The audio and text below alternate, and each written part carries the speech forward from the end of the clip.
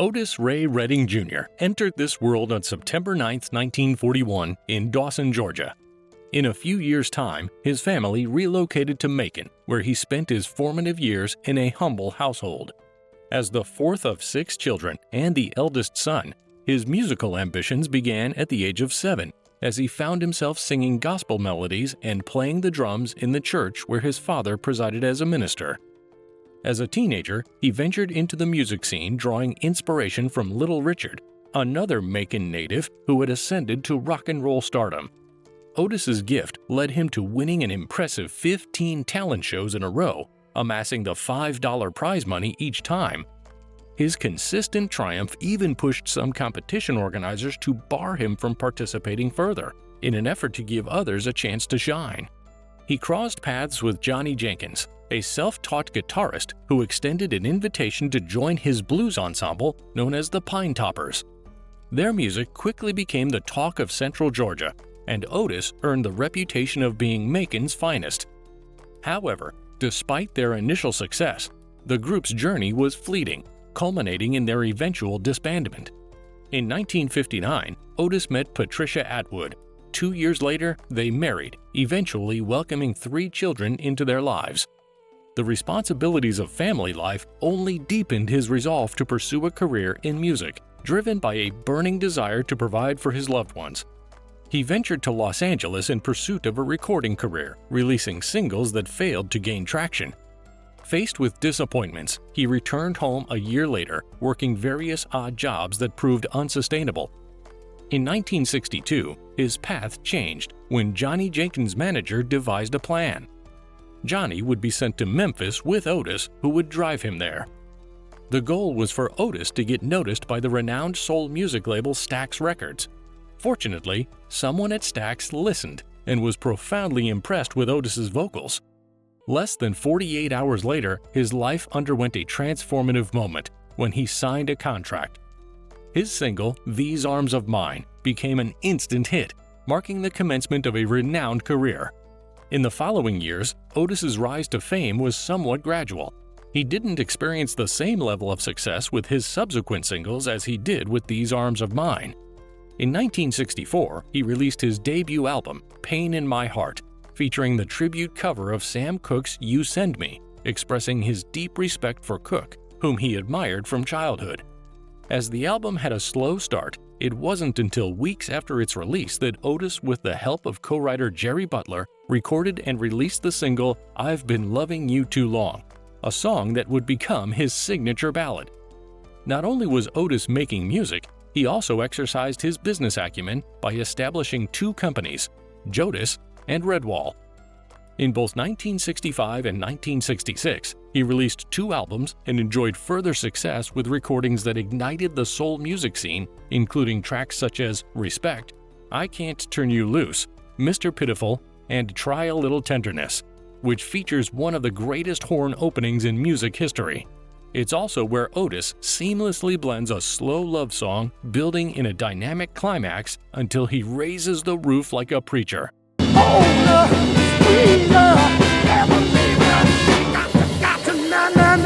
With his newfound wealth, Otis generously shared his success with his family and friends, purchasing a ranch complete with a lake, a 3-story home, horses, pigs, cattle, and a swimming pool. As his touring schedule around the U.S. became more demanding, he acquired his very own twin-engine airplane to facilitate a more relaxed schedule that had him working at home in Macon or Memphis during the week and doing shows on the weekends. He even had future plans to construct a runway on his ranch for added convenience. Otis's fame began to extend far beyond the United States as he launched successful tours throughout Canada, the Caribbean, and Europe. Notably, music icons like the Beatles, Tom Jones, and Rod Stewart attended his concerts. In 1967, he teamed with songstress Carla Thomas for a duet album titled "King and Queen." After years of passionate and intense performances, the constant strain of his voice took a toll on his vocal cords, resulting in the development of polyps. To prevent long-term damage, he underwent surgery. Following the operation, he couldn't speak for 2 weeks and refrained from singing for a month and a half, as per his doctor's orders. During this period of recovery, Otis continued to express his creativity by playing the guitar and writing tunes. He made a triumphant return to work with a voice sounding better than ever, recording nearly 30 songs his first week back in the studio. To accompany him on future tours, he hired a talented group of teenagers from Memphis, Tennessee, known as the Bar-Kays, to be his backing band. In the second weekend of December, Otis and the group undertook a string of gigs. On Saturday, December 9th, they arrived in Cleveland, Ohio to perform on Upbeat, a musical variety show, and at Leo's Casino, a club that regularly booked the top acts of that era. The next day, on December 10th, Otis and the band were scheduled to perform at the Factory nightclub in Madison, Wisconsin for 2 shows. With Otis typically occupying the co-pilot seat, the aircraft's passenger area had space for only 5 individuals, taking into account the inclusion of the band's equipment in the weight calculation. Members of the Bar-Kays who couldn't fit usually took turns flying commercially. On this fateful day, the weather conditions were hazardous, characterized by torrential rain and dense fog in both Cleveland and Wisconsin. After being in the air for over 2 hours at approximately 3:25 p.m., the small aircraft went out of control and crashed into Lake Monona, just 3 miles away from its intended landing spot at the Madison airport. The tragic accident resulted in the loss of all lives on board except for one. A nearby resident of Lake Monona heard the crash and called authorities, who responded swiftly in a police boat. The sole survivor, trumpet player Ben Cawley, managed to stay afloat using a seat cushion from the plane until help arrived 17 minutes later. According to authorities who assisted in the rescue attempt, divers could not be in the water for more than 15 minutes at a time due to its freezing temperature, and they announced that a person without insulated scuba gear wouldn't live longer than 20 minutes or so in the icy water. Otis's body was recovered a day later.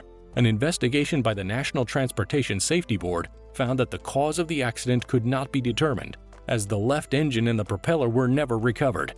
Additionally, the nosediving impact of the plane hitting the ice instantly shattered most of its fuselage into unrecognizable debris. On that Sunday afternoon, when the pilot, 26-year-old Richard Frazier, arrived at Cleveland Hopkins Airport, he was informed by personnel that most commercial flights had been grounded due to adverse weather conditions. It was strongly recommended that he not fly the chartered aircraft. Furthermore, during the plane's inventory check with a mechanic, it was discovered that the battery power was low. Despite these warning signs and Otis's unwavering commitment to keeping his schedule, Frazier, who had only flown 118 hours in a twin-engine aircraft, with most of that time logged in a lighter and less powerful Cessna 310, decided to proceed to their destination. Only weeks before the plane crash, Otis had posed for this now iconic photo, walking in front of his plane with a guitar in hand, appearing as proud as a man could be. Just days before his death, while sitting on a dock in Sausalito, California, Otis wrote his iconic song, "The Dock of the Bay." The song was released after his demise and became the first posthumous #1 record on both the Billboard Hot 100 and R&B charts. In 1968, Otis was poised for the greatest year of his career, with appearances scheduled at multiple venues and on several major television networks. He received many post-mortem accolades, including 2 Grammy Awards and the Grammy Lifetime Achievement Award in 1999. He was posthumously inducted into various Hall of Fames, including the Rock Hall by the musical legend he once looked up to. I'm not going to say the winner is me tonight. The winner is Otis Redding. And we want to bring Otis and his family up here. I think they're here to get this great, great award. In 1993, the United States Postal Service honored his legacy with a postage stamp, and in 2002, a memorial statue was unveiled in Macon, Georgia. Otis Redding's powerful voice and soulful expression remain an extraordinary part of music history. From a small church to the global stage, he left an everlasting impression on the world of music and will forever be celebrated as a true legend and pioneer of soul. Thank you for watching this video. If you found it valuable, please consider subscribing to our channel.